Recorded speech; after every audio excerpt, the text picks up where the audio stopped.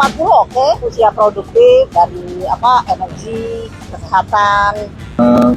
Bicara kematangan usia ya minimal yang 40. Di bawah 40 itu memungkinkan, itu bisa Pak?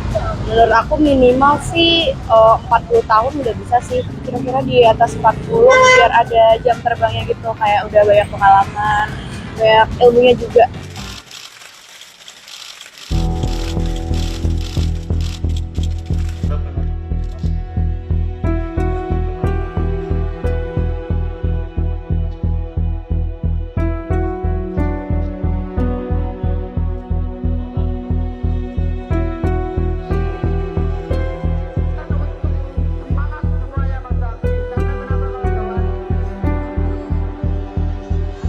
Soalnya kan kemarin ada di bawah 40, kalau dia udah punya pengalaman memimpin sebuah daerah, itu kan kita lihat dari pengalamannya. Jadi kalau menurut saya sependapat sih.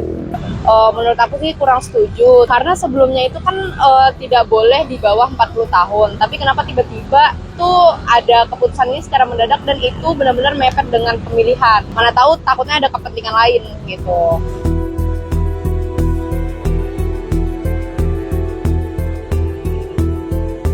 Kenapa putusan ini dikritik? Karena salah tempat, salah kamar gitu. Soal usia minimum suatu jabatan itu bukan isu konstitusional. Seharusnya aturan main seperti ini itu dibuatnya di dalam undang-undang oleh para wakil rakyat. Kalau dalam pasal 20 Undang-Undang Dasar, pembuat undang-undang itu kan pemerintah dan DPR. Silakan dibuat di situ.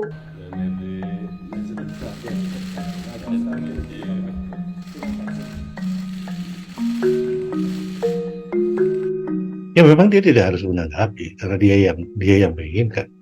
Ya, dan saya tidak percaya bahwa dia tidak turut campur.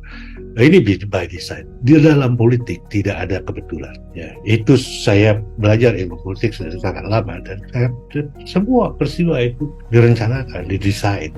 Seperti biasa seorang politisi itu ingin terus punya pengaruh pada politik dan dulu para relawan minta untuk membuat partai tapi dia tidak mau membuat partai.